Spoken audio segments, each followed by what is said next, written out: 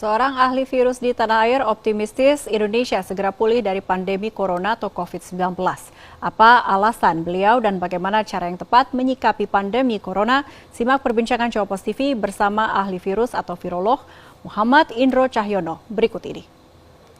Banyak pihak yang panik menghadapi pandemi COVID-19 di Indonesia. Banyak juga yang salah kaprah dalam langkah penanganan maupun pencegahannya. Saya akan berbincang bersama dengan seorang virolog, Dr. Muhammad Indro Cahyono. Apa kabar, dokter? Baik, sehat? Terima kasih. Alhamdulillah sehat. Oke, terima kasih buat waktunya berbincang bersama dengan Jawapos TV. Ya. Dokter, saya ingin dokter membantu saya menjelaskan kepada masyarakat di luar sana yang panik dan juga resah akhir-akhir ini. Sebenarnya sifat-sifat dari virus corona ini seperti apa sih yang perlu diketahui masyarakat? Oke, mungkin ini akan sama seperti penjelasan yang sebelum-sebelumnya bahwa COVID-19 ini adalah coronavirus. Dan coronavirus ini sudah ada sejak zaman dahulu. Sejak 200 sebelum Masehi udah ada. Dan ada jenisnya, ada banyak sekali. COVID-19 hanya salah satu diantaranya. Dan virus ini sendiri terdiri dari selubung protein. Kemudian ada juga lapisan glikoprotein di spike permukaannya, dan karena dia terdiri dari protein, maka akan hancur dengan semua pelarut lemak. Mau pakai sabun mati, hancur. Mau pakai untuk alat untuk membersih lantai mati, untuk sunlight cuci piring mati, dengan mutih pakaian bisa hancur juga. Kemudian mau pakai desinfektan apalagi hancur. Virus ini sangat-sangat rentan terhadap banyak pelarut lemak. Nah, kelebihannya adalah virus ini gampang nyebar. Karena di ujung, rahasianya adalah di ujung dari protein S, spike-nya itu ada daerah namanya RBD, Receptor Binding Domain, dan itu akan sangat mudah menempel ke reseptor yang ada di saluran pernafasan dan juga di beberapa organ dalam manusia lainnya. Oke, jadi untuk diri kita yang masih sehat ini harus dilakukan apa agar tidak tertular, atau gimana ketika tertular nantinya?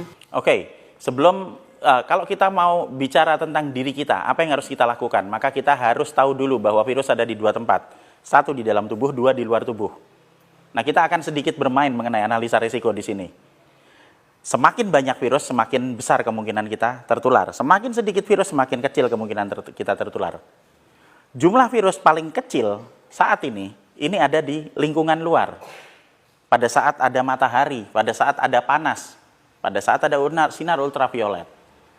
Sehingga virus ini tidak akan bisa tahan dalam lingkungan yang terang, yang ada sinar matahari, kemudian yang panas, ya kan? Dan kemudian yang kering. Dia sangat sensitif terhadap kekeringan.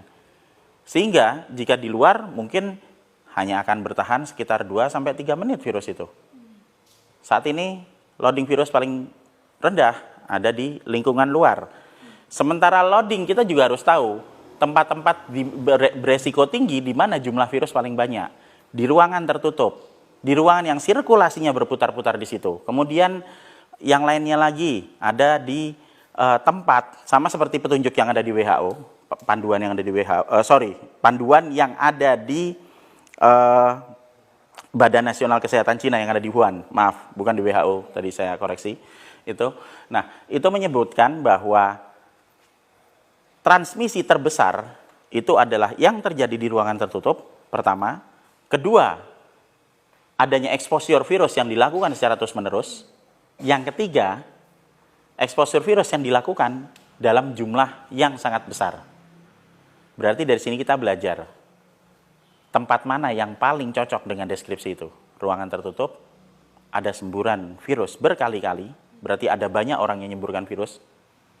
Kemudian semburan virusnya terjadi dalam jumlah banyak. Di mana? Betul, di rumah sakit.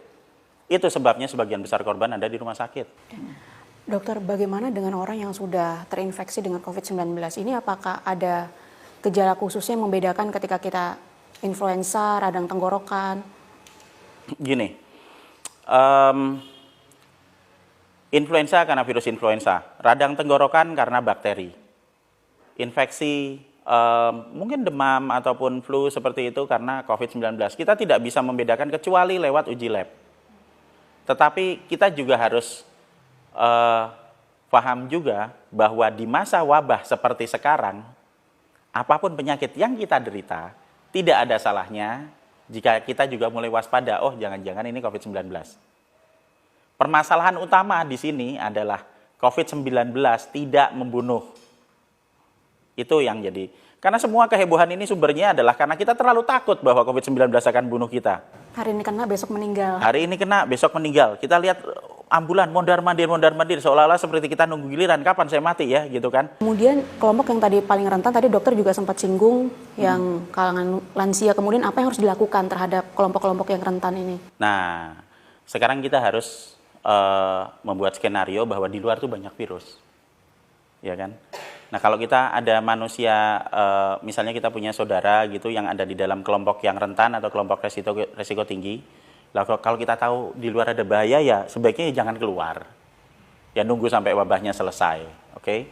Nah, terus kalau misalnya nanti ada kemungkinan virusnya masuk sampai ke dalam, ya rumahnya sering dibersihin. Karena semakin sering kita membersihkan rumah, semakin sering kita menjaga kebersihan, dong virusnya mati pakai pelarut lemak. Ya kan? Terus orang tua yang ada di dalam kelompok rentan tadi gimana? Ya kita naikkan sistem imunnya pakai vitamin E sama vitamin C tiap hari. Nah kalau misalnya mereka nggak mau misalnya buat minum obat gitu kan, ya dikasih buah-buahan. Udah itu aja. Nah nanti kita juga harus tahu pada saat jika kita sudah melakukan semua pencegahan itu dan ternyata tetap saja ada penyakit yang bisa masuk, nah begitu mereka sudah mulai merasa sakit, sudah mulai merasa demam, nah itu bisa dihubungi dokter atau ke rumah sakit. Tapi saran saya sebaiknya dihubungi dokter dulu, supaya bisa ditangani kan. Karena kita tahu jika mereka sudah terkena, dan jika kita masih bisa merawat di dalam rumah, itu resikonya akan lebih sedikit, karena paparan virusnya tidak lebih banyak daripada di rumah sakit. Tapi jika harus mendapatkan pertolongan dan pelayanan medis lebih lanjut, harus dibawa ke sana. Prediksi dokter kapan wabah ini akan berakhir di Indonesia atau sudah mencapai puncaknya belum ini? Nah, kalau saya bukan tukang ramal ya, mungkin itu harus sama Mbak Ningsih nanti tanyanya kayak gitu. Jadi, tapi kalau saya melihat virus ini sebenarnya tidak terlalu tahan lama. Gerakan massal membersihkan, melakukan pola hidup bersih, gerakan massal kita minum vitamin, kemudian nanti kita cuci tangan secara massal, itu akan sangat mengurangi paparan virus yang ada. Dan kalau kita melakukan ini bersama-sama, mungkin sebenarnya dalam waktu beberapa minggu saja, 2 atau 3 minggu kita bisa selesai. Permasalahan virus ini simpel kok. Yang tidak simpel ini permasalahan gorengan virusnya. Virus ini akan selesai dalam waktu beberapa minggu. Gorengannya yang akan terjadi dalam beberapa bulan ke depan.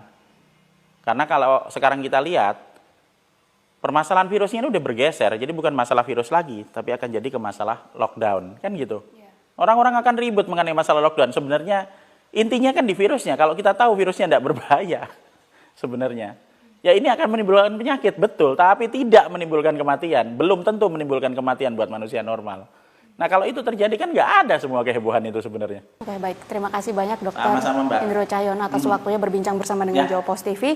Dan tadi Dokter Indro Cahyono juga sudah meluruskan berbagai hal yang salah kaprah selama ini yang muncul di tengah masyarakat, sehingga tidak perlu timbul kepanikan, tidak perlu menjadi resah, dan pandemi pasti akan segera berlalu dari Indonesia. Demikian perbincangan saya dari Jakarta, Tim Liputan Jawa Post TV.